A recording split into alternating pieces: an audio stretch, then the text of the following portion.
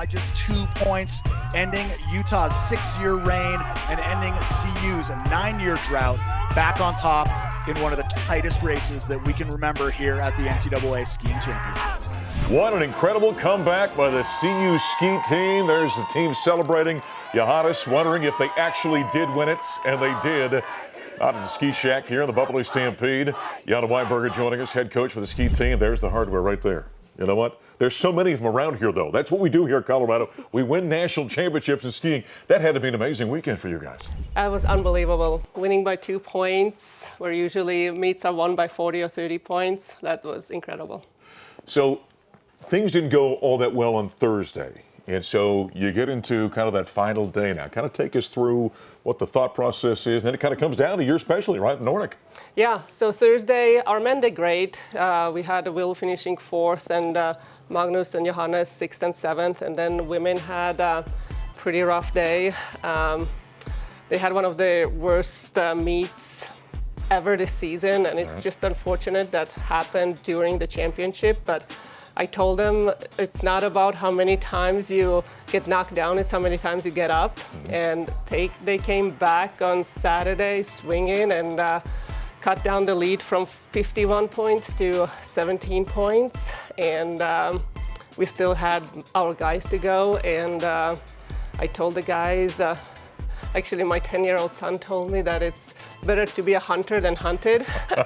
So the boys went out hunting, and Magnus skied like a mad moose that he is when charging, and Will finishing 3rd, and Johannes' 11th place was enough for us to take the 2-point lead. So you and the staff, are you guys sitting there with sharpened pencils trying to figure out?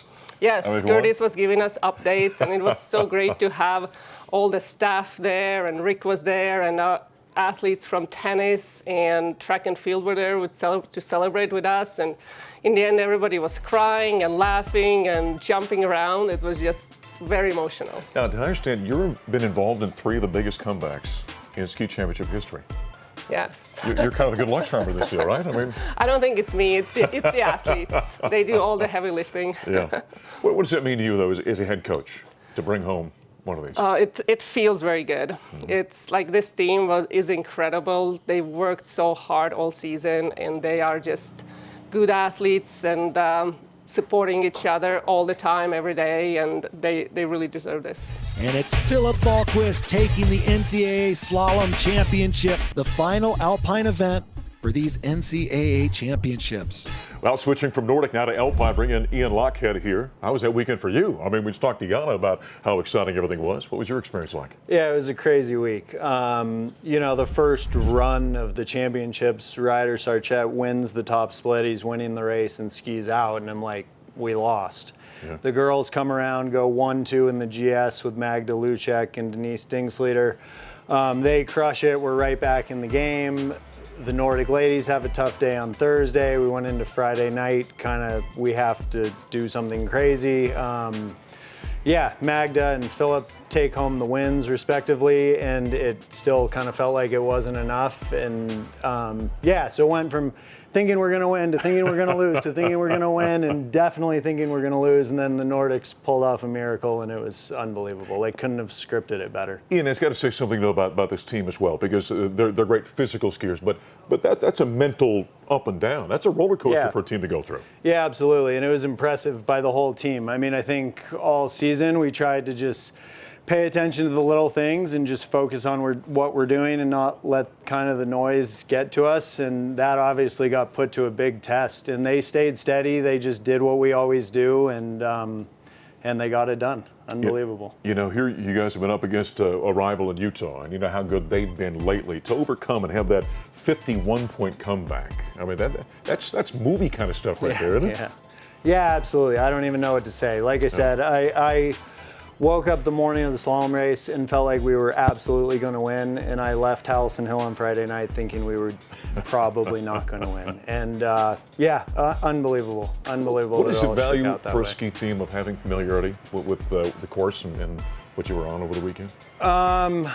Yeah, I mean, to be honest, I feel like all bets are off a little bit. I mean, with Magda and Phillips sitting up there second run, both leading the race, and essentially like if you don't win the race, the championship's over. And for both of them to come through with all the pressure on in the moment, I mean, that's just a special performance, and that's just who they are. And it was must have been a heck of a pep talk there by the coaching staff. Right? It had nothing to do with a pep talk that much. I can promise you that's just who they are. What do you consider this great ski program? I mean, this is the standard right here, isn't it? Is that a pressure and expectation this team enjoys?